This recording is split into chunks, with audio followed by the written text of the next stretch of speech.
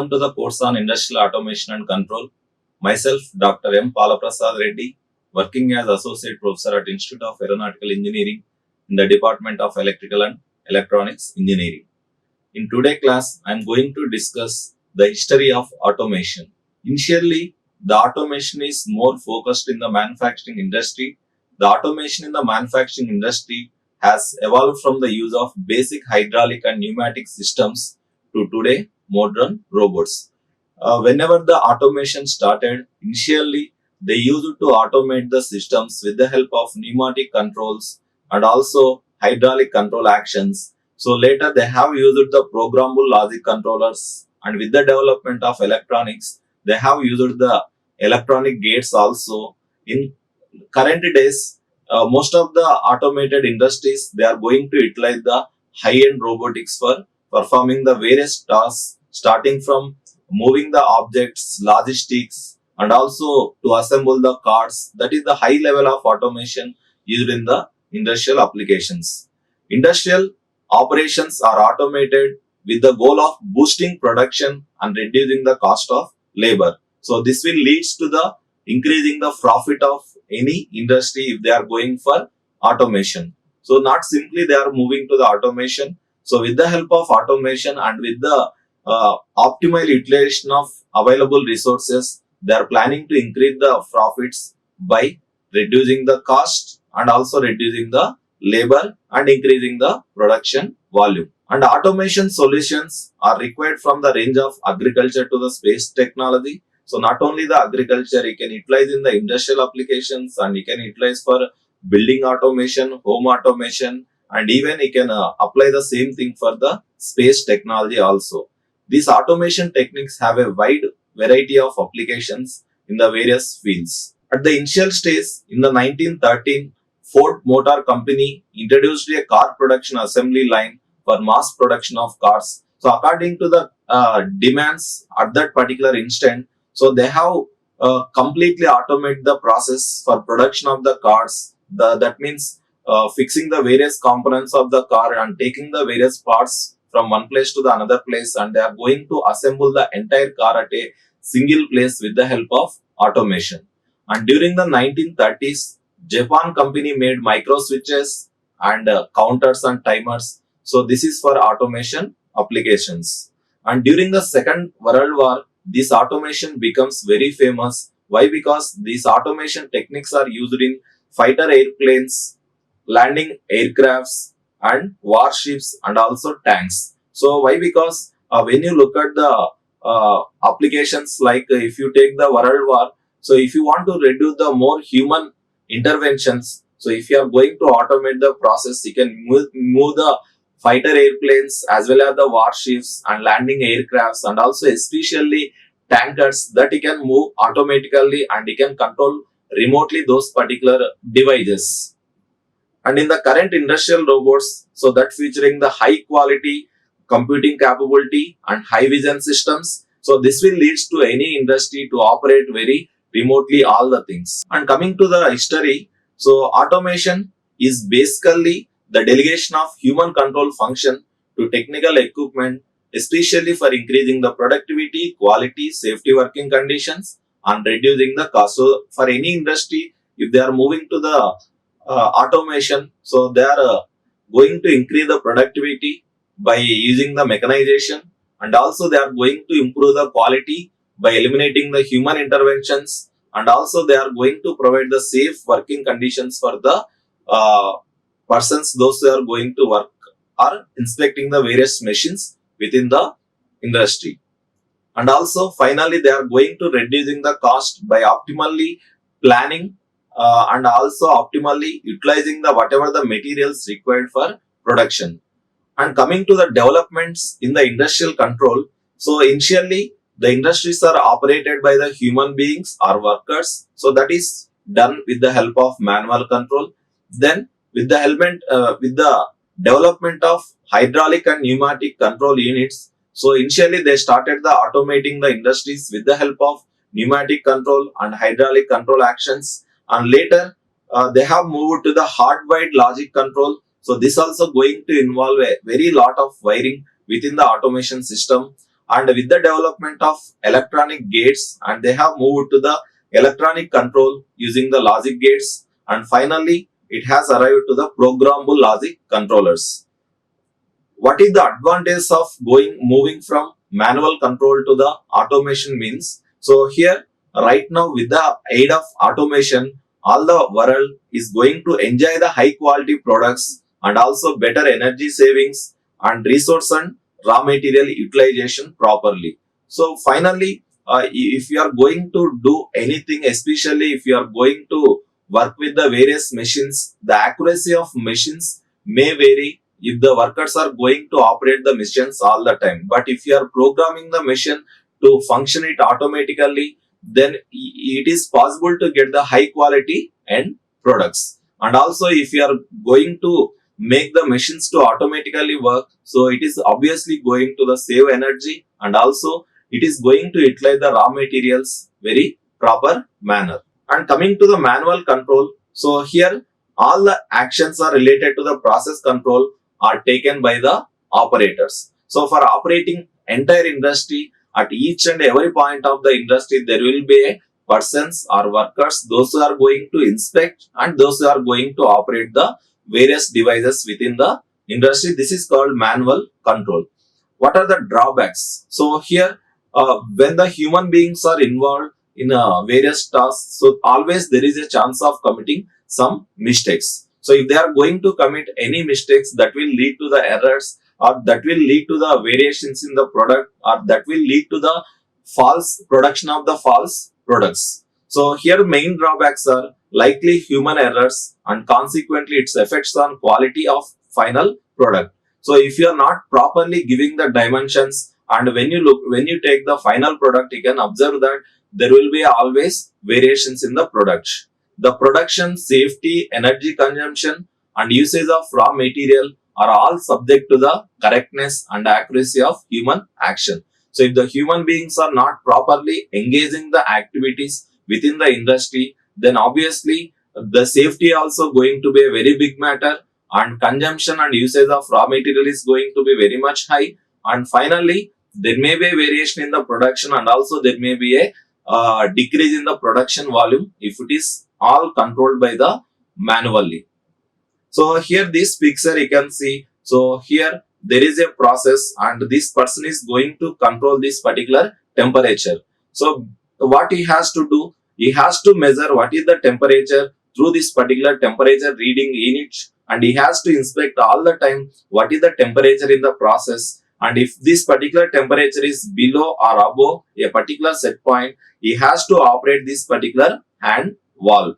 So by operating this hand valve, so he can control what is the temperature furnace. Suppose if he is not observing this particular temperature furnace, or if he is not measuring this particular temperature properly, and what is going to happen, whatever the products you are going to make with this particular process, that may be lead to the false end products. So this is generally we need to avoid. This is possible with the industrial automation. So whenever you are going to install some sensors to measure this particular temperature from this particular furnace, and according to the temperature level, if you are going to make this particular valve opening or closing automatically, then that will lead to the final end product. It may be the correct one. And the second one is pneumatic control. Industrial automation with its machine and process control had its the origin in the 1920s with the advent of pneumatic controls. So here actions were controlled by a simple manipulation of pneumatic valves, so which in turn were controlled by the relays and switches. So here if you want to control this particular pneumatic control, first of all you need to measure whatever the variables with the help of sensors. Then accordingly you are going to utilize the relays and switches to operate this particular pneumatic control valve. And here what are the drawbacks? So when you are going to install these pneumatic control devices, so that entire system is going to be bulky, and also it is going to be complex. Why? Because these pneumatic control units are bigger in the size, and also it involves lot of rework to implement the control logic and longer project time. So if you want to make the industry automated with the help of pneumatic control, so you have to work a lot to implement this particular logic, and also it requires a large amount of time implement to this particular pneumatic control actions.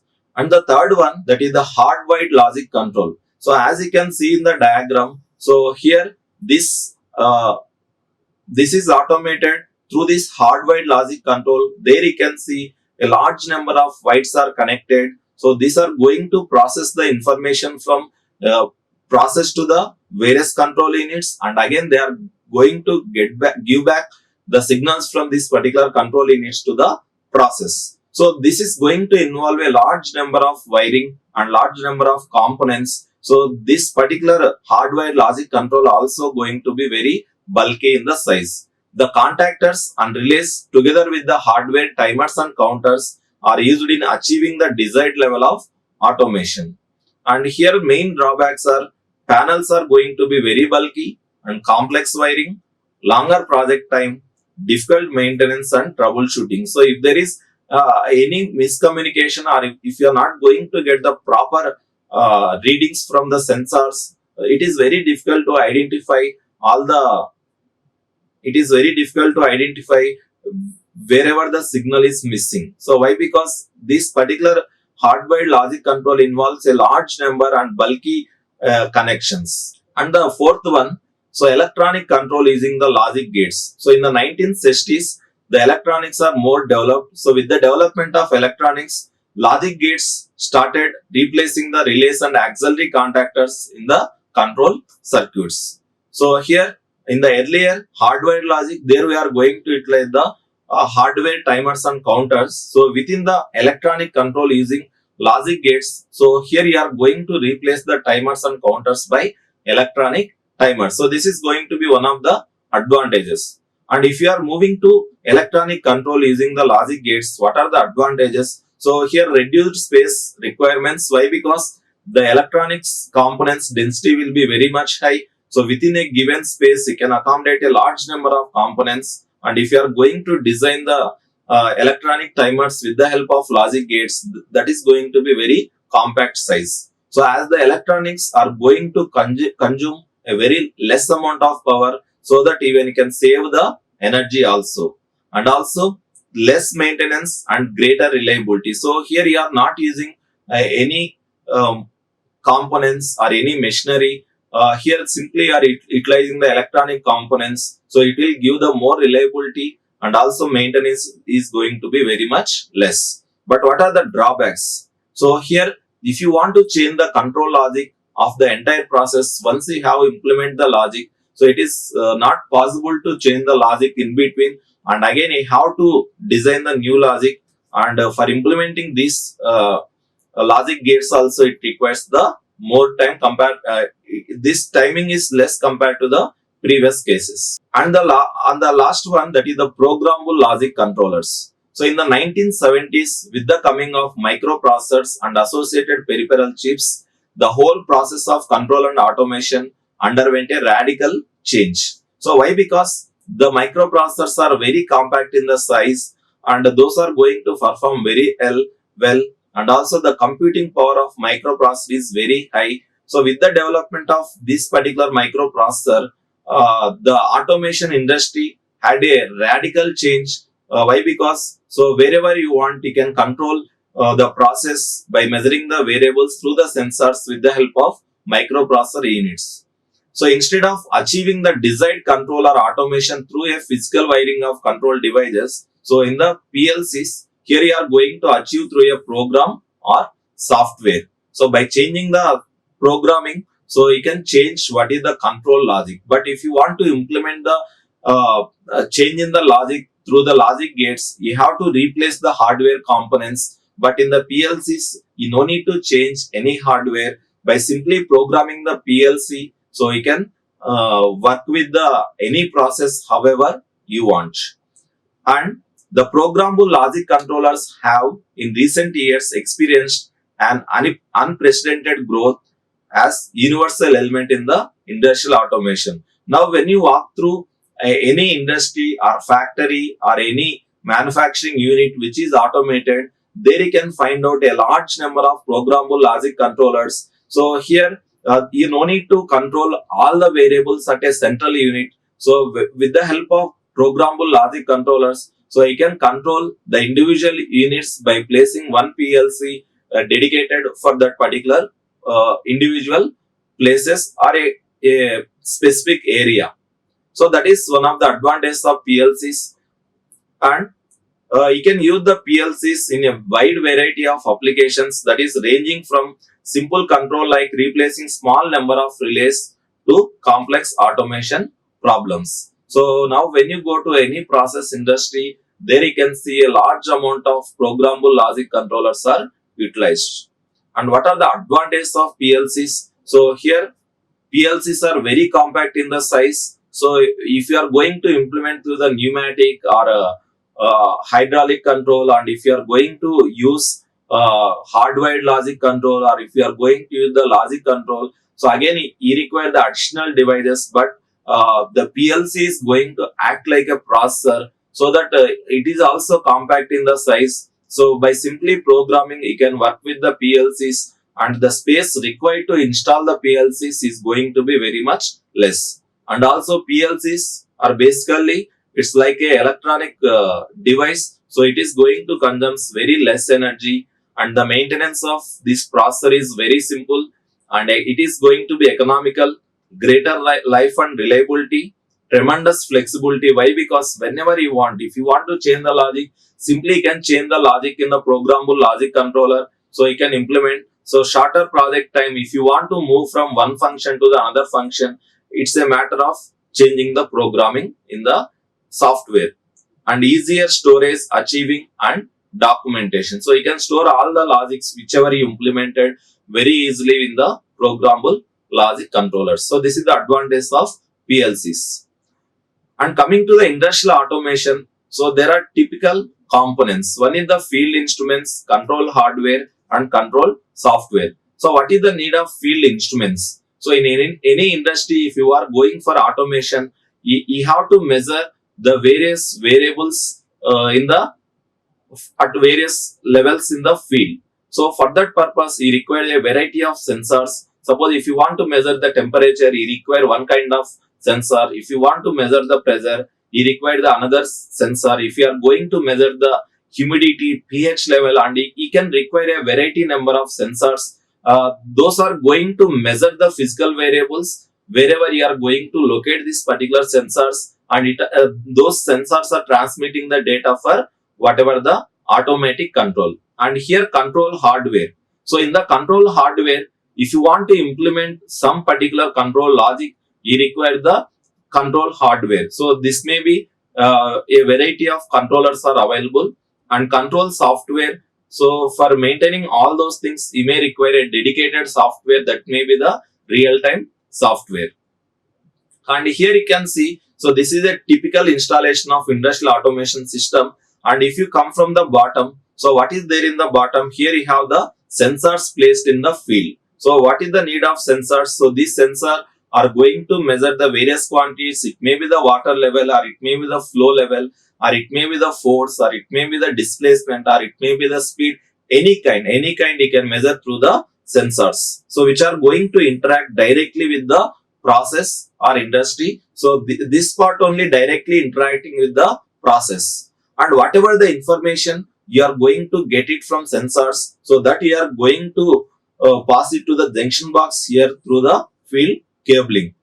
So here whatever the data you are going to get it from all the sensors, so these are supplied to this particular junction box, and here it is given to the control panel. Here you have the control hardware.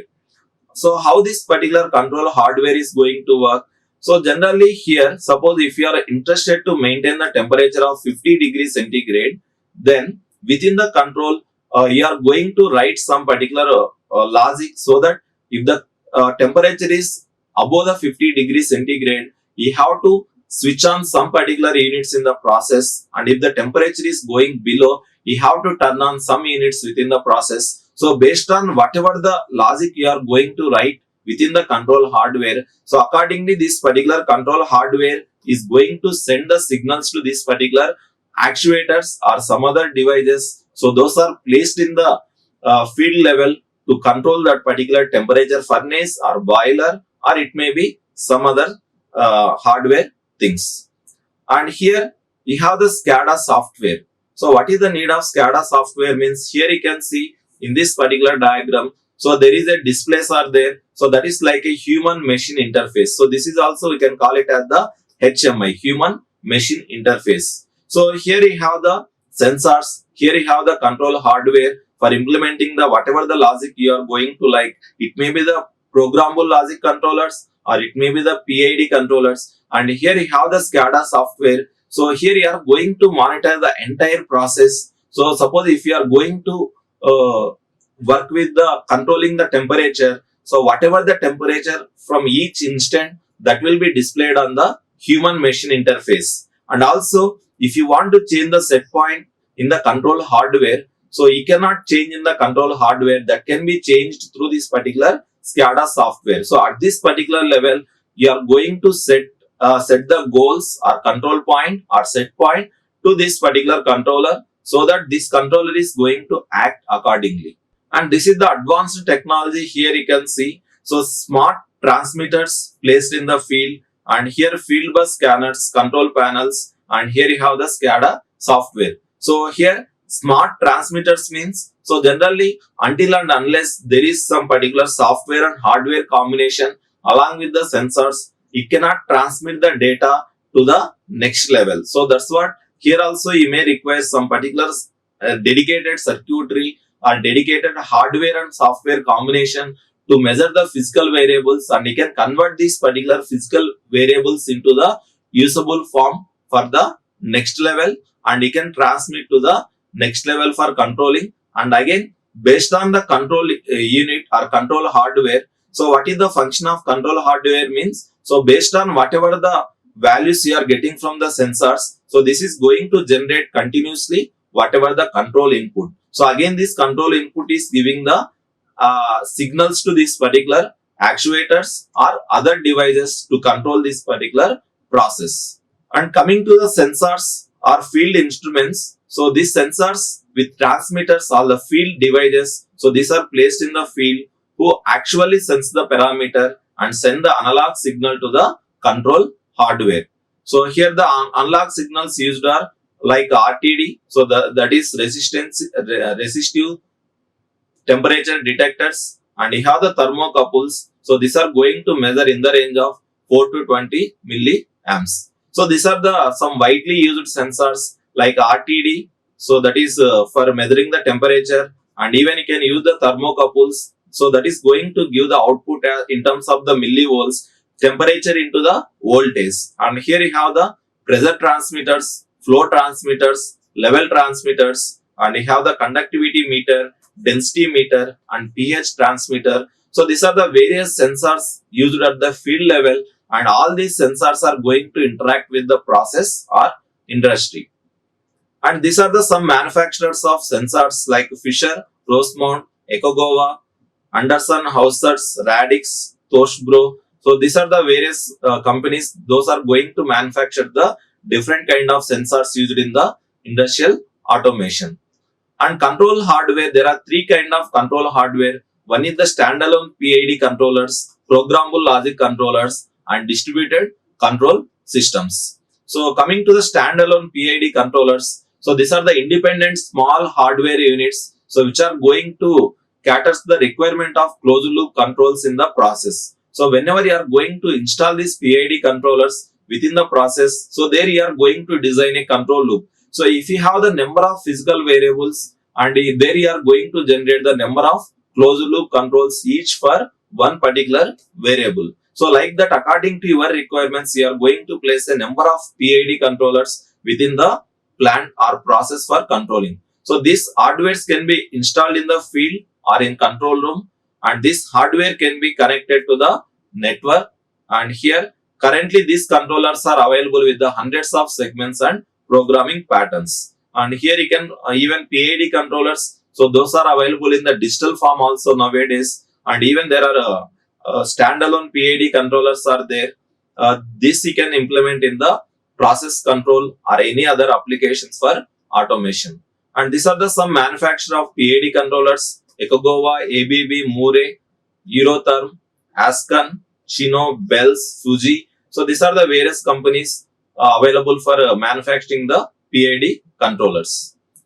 And the next one, programmable logic controllers. So nowadays, these PLCs are most widely used in the control hardware in control applications. So these applications are ranging from standalone systems for CNC machine to hard swappable redundant system for critical process control.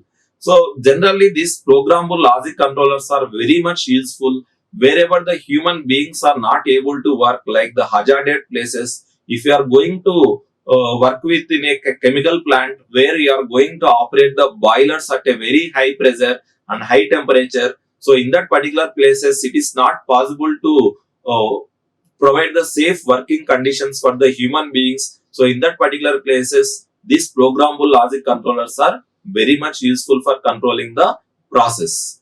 So what is this PLC consist? So this is a interfacing.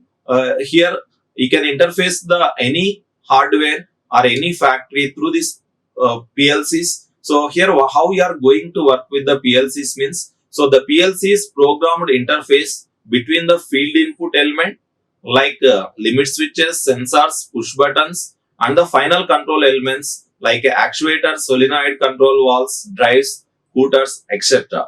So here what you are going to do means you are going to get the data from switches, sensors and push buttons. So based on this particular data and based on whatever the logic you have written in the PLC, accordingly it is going to supply the control input to these particular devices, so that are actuators. Suppose if you want to close the valve or open the valve, you have to give the input to this particular actuator, so that the actuator is going to move by a desired angle based on how much input you are going to provide.